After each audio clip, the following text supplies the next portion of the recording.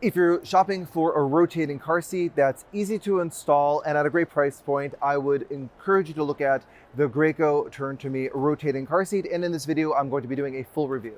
So this is the Graco Turn2Me. Very easy to turn. You just move this up just like this, turn to you. So you can put your baby, my voice just cracked. My voice cracked, that's funny.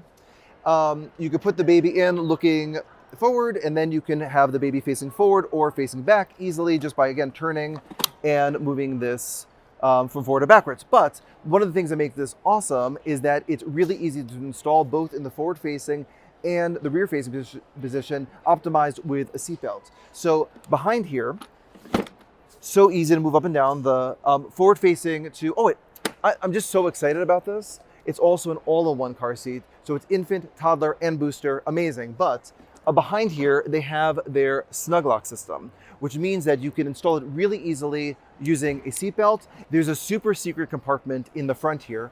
Open this up, and then again, you just route your seatbelt through the front, close it with a lock off, and now you have it installed in the rear facing position as well.